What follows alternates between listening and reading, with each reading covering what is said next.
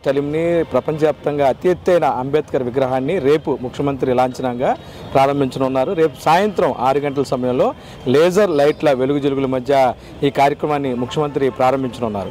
మొత్తమే కూడాను ఈ గ్రౌండ్కి సంబంధించిన పరిసరాలన్నీ కూడాను ఎంతో పచ్చగా ఎంతో ముగ్ధ మనోహరంగా ఉన్నాయి.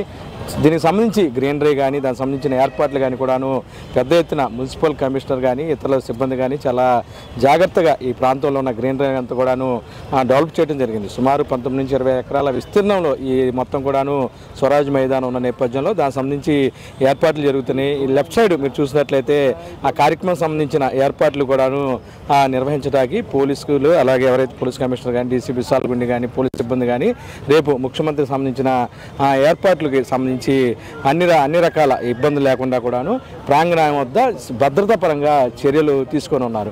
అయితే మొత్తమే కూడాను ఆంధ్రప్రదేశ్లో ఇటువంటి మంచి కార్యక్రమం అంటే గతంలో రాష్ట్ర ప్రభుత్వాలు చాలా వరకు ఉన్నా సరే ఎవరు కూడా కనీసం అమరావతి లాంటి ప్రాంతంలో ఎటువంటి నిర్మాణాలు కూడాను చేయలేని పరిస్థితి ఉంది. నేపథ్యంలో గౌరవ ముఖ్యమంత్రి చాలా ఏదైతే అంటే ఒక రకంగా కమిట్మెంట్తో ఈ విగ్రహ నిర్మాణానికి కూడాను రాష్ట్ర ప్రభుత్వం నిర్మాణం చేయడం అనేది నిజంగా కూడాను అందరూ హ్యాట్సాప్ అంటున్నారు. మొత్తమే కూడా లోపలికి మనం వెళ్ళినట్టయితే ఇది ప్రధాన ద్వారం అని చెప్పొచ్చు. ముఖ్యంగా ఈ ద్వారం గుండా లోపలికి వెళ్తుంటే ఒక సుందరమైన కనీసం ఏదైతే 20 అడుగుల వరకు కూడాను ఈ ప్రాంతం అంతా కూడాను రాజస్థాన్ గ్రానైట్తో చాలా అందంగా కూడాను తీర్చిదిద్దడం జరిగింది. మరి పక్కన లెఫ్ట్ సైడ్ దీనికి సంబంధించి కూడాను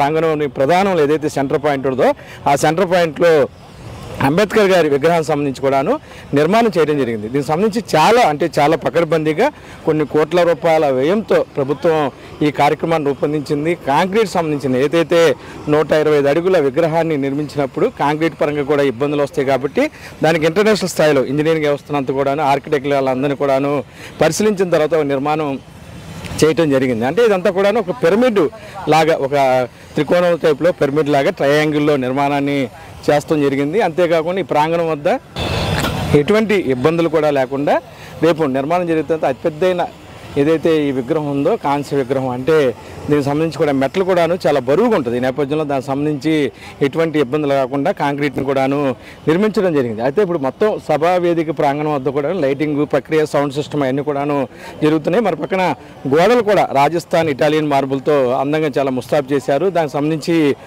విగ్రహానికి సంబంధించిన ఏదైతే అంబేద్కర్ జీవితంలో కొన్ని ఏదైతే ఘట్టాలు ఉన్నాయో ఆ ఘట్టాలన్నిటి కూడాను గోడల మీద చూపించడం జరిగింది. వాటిని కూడాను మన కెమెరామెన్ మీకోసం చూపిస్తారు.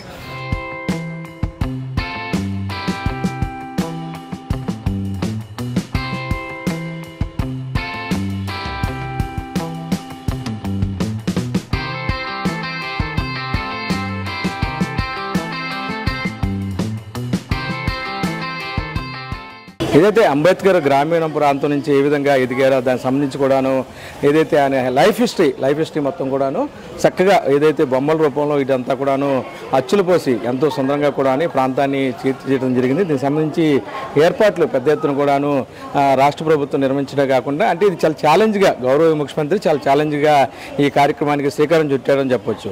మొత్తం కూడా గ్రౌండ్ మొత్తం మీద కూడాను ఒకసారి మీరు కలిగి తిరగగానే ఆయన లైఫ్ స్టోరీ ఏ విధంగా ఆయన ఎదిగారు, ఏ కాలేజ్ చదివారు, ఏ స్కూల్లో చదివారు, ఆయన లైఫ్ హిస్టరీ మొత్తం కూడా వచ్చేలాగా ఇవన్నీ కూడా బొమ్మలు రూపొందించింది. రాజ్యాంగం సంబంధించిన నిర్మాణం ఏదైతే అప్పుడు జరిగినప్పుడు కూడాను మనకి రిపబ్లిక్ సంబంధించిన దృశ్యాలు కానీ అప్పట్లో స్వాతంత్ర సమృద్ధులు ఇవన్నీ కూడా చాలా న్యాచురల్గా వీళ్ళందరూ కూడాను ఏదైతే కేవలం పుస్తకాల్లో మాత్రమే మనం చూసే అవకాశం ఉంటుంది వాటన్నిటిని కూడాను తీర్చిదిద్దడంలో ఆర్కిటెక్టులు చాలా గొప్పగా పనిచేశారని కూడాను మనం చెప్పవచ్చు.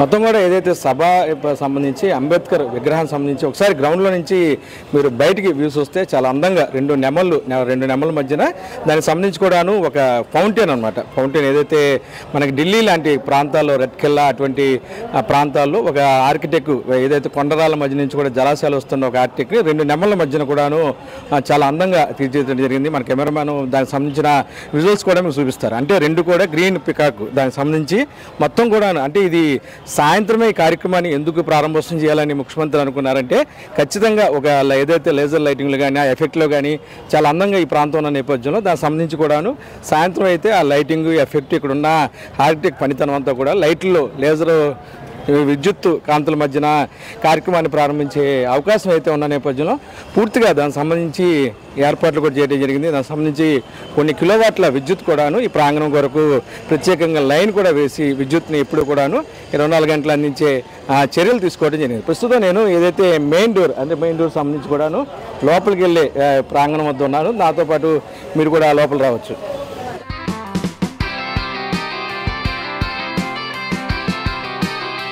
మనతో పుణ్యశీల గారు ఉన్నారు. మరి చెప్పండి, గొప్ప కార్యక్రమాన్ని గౌరవ ముఖ్యమంత్రి ప్రారంభించిన నేపథ్యంలో అసలు ఎలా ఉంది ఫీల్ ఈ ప్రాంతానికి రాగానే? విజయవాడకి ఒక కొత్తదనం తీసుకొచ్చారు. భారత రాజ్యాంగ సృష్టికర్త డాక్టర్ బిఆర్ అంబేద్కర్ గారి 125 అడుగుల విగ్రహ ఆవిష్కరణ కార్యక్రమం రేపు జరగబోవడం విజయవాడలో అత్యంత ప్రతిష్టాత్మకంగా మరి మా గౌరవ ముఖ్యమంత్రి గారి చేతుల మీదుగా అంటుంటేనే గూస్ బంప్స్ వస్తున్నాయి నిజంగా. ఎందుకంటే ఏ ప్రభుత్వాలైనా కూడా మహనీయుల అడుగుజాడల్లో నడవాలి, వాళ్ళని గుర్తు పెట్టుకోవాలి అని మాటలు మాత్రమే కొంతమంది చెప్పేవాళ్ళు, కానీ చేతల్లో ఆచరించి చూపించి విజయవాడ మహానగరానికే ఒక గొప్ప వన్నె తీసుకొచ్చినటువంటి గొప్ప వ్యక్తి.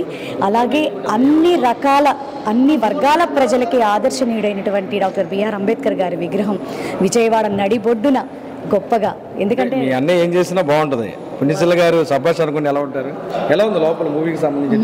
మా అన్నయ్య ఏదో చేశారు అని కాదండి, నిజంగా ఇంత బాధ్యతగా మరి 2021 డిసెంబర్ 21న శంకుస్థాపన చేసినటువంటి ఈ ప్రాజెక్ట్ని 2 సంవత్సరాల కాలంలోనే పూర్తి చేసేసి మరి ప్రజలకు అందించడం అంటే మామూలు విషయం కాదు.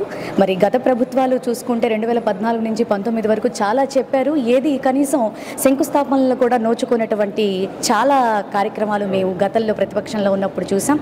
కానీ మా ముఖ్యమంత్రి గారు మాటల ముఖ్యమంత్రి కాదు, చేతల ముఖ్యమంత్రి. అలాగే బడుగు బలహీన వర్గాల ఆశాజ్యోతి అడుగుజాడల్లో నడిచేటటువంటి వ్యక్తి ఈ రోజున పేదలందరి తరపున కూడా మరి పోరాడబోతున్నటువంటి గొప్ప సామర్థ్యం కలిగినటువంటి విజయవాడ వాసిగా మనకి మామూలుగా దుర్గగుడి ఉంది, కృష్ణానది ఉంది, భావని ఐలాండ్ ఉంది. కానీ ప్రపంచ స్థాయిలో ఈ బొమ్మను పెట్టడం పట్ల ఒక నగరవాసిగా ఎలా ఫీల్ అవుతున్నారు? వెరీ ప్రౌడ్ అండి, వెరీ ప్రౌడ్. ఇంకా అలాగా అంటే Vijayawada doctor BR Ambedkar statue అని కొట్టగానే అసలు అంటే గతంలో ఒక నానుడు ఉండేది, పైన అమ్మవారు కింద కమ్మవారు అనేటటువంటిది. ఇప్పుడు ఆ నానుడిని నిజంగానే మా గౌరవ ముఖ్యమంత్రి వర్యులు మార్చేసి పైన అమ్మవారు కింద అంబేద్కర్ గారు అని చెప్పని నిజంగా ఒక గొప్ప నినాదాన్ని, ఒక గొప్ప సువర్ణాక్షరాలతో రాసేటటువంటి టైంని విజయవాడకు అందించినందుకు మా గౌరవ ముఖ్యమంత్రి వర్యులకి ధన్యవాదాలు తెలియజేస్తున్నాను.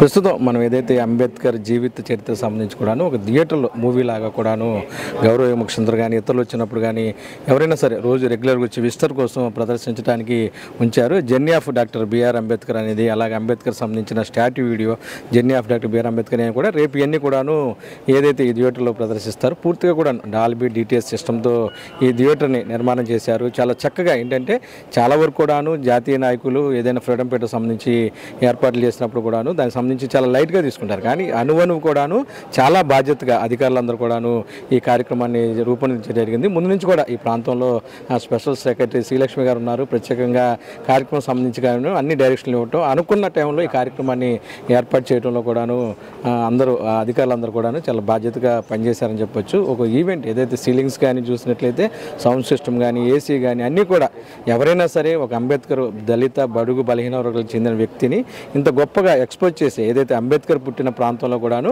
అటువంటి ఏర్పాట్లు ఏ రాష్ట్ర ప్రభుత్వం కూడా చేయలేదు. కానీ గౌరవ ముఖ్యమంత్రి ఒక మంచి ఈవెంట్ని ఆంధ్రప్రదేశ్ ప్రజలకి అందించారనేది అందరూ చెప్తున్నారు. మానసిక స్వాతంత్రమే అసలైన స్వాతంత్రం అనే నినాదంతో ఏదైతే లిఫ్ట్ ప్రాంతంలో మనం చూసినట్లయితే లెఫ్ట్ సైడ్ ఒక ఫ్లెక్సీని కూడాను ఏర్పాటు చేశారు.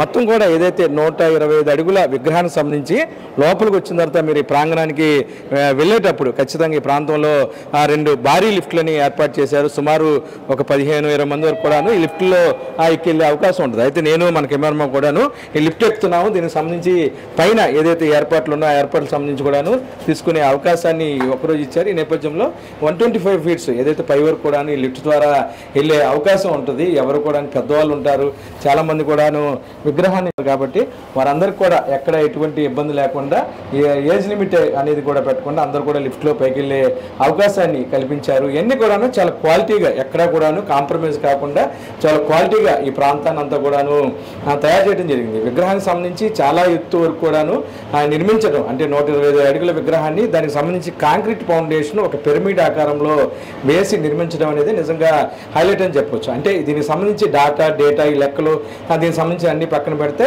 నిజంగా ఇది అనేది ఒక అద్భుతం అని చెప్పొచ్చు. ప్రస్తుతం లిఫ్ట్ 3rd ఫ్లోర్కి వచ్చింది. 3rd ఫ్లోర్ నుంచి నేను బయటకు వస్తున్నాను. ఏదైతే ఈ ప్రాంగణంలో ఏదైతే హైయెస్ట్ పాయింట్ అనమాట ఏదైతే డాక్టర్ బిఆర్ అంబేద్కర్ సంబంధించి కూడాను కాళ్ళ వరకు కూడాను వెళ్ళే అవకాశం ఉందని చెప్పొచ్చు. దీనికి సంబంధించి ప్రస్తుతం ఏర్పాట్లు జరుగుతున్నాయి. ప్రాంగణం వద్ద సంబంధించి రేపు భారీ ఎత్తున లేజర్ షోని ఏర్పాటు చేస్తున్నారు. కాబట్టి ఖచ్చితంగా ఈ ప్రాంతం సంబంధించి కూడాను ముఖ్యమంత్రి వస్తున్న నేపథ్యంలో భద్రతాపరమైన ఇబ్బందులు ఏమీ లేకుండా కూడాను ఏర్పాట్లు చేస్తున్నారు. ఎట్టకేలకు నేను మన కెమెరామెన్ భాను కలిసి 3rd ఫ్లోర్ నుంచి మరో లిఫ్ట్ ద్వారా ఇటు ఏదైతే అంబేద్కర్ విగ్రహం వరకు వచ్చేసామో ఆయన పాదాల వద్ద ప్రస్తుతం మనం ఉన్నాం. ఏదైతే 120 ఫీట్స్ పైన కూడా ఉన్న అంబేద్కర్ విగ్రహాన్ని పైనుంచి వస్తుంటే నిజంగా విజయవాడ అంతా కూడా ఒక వండర్ఫుల్గా అనిపిస్తుంది.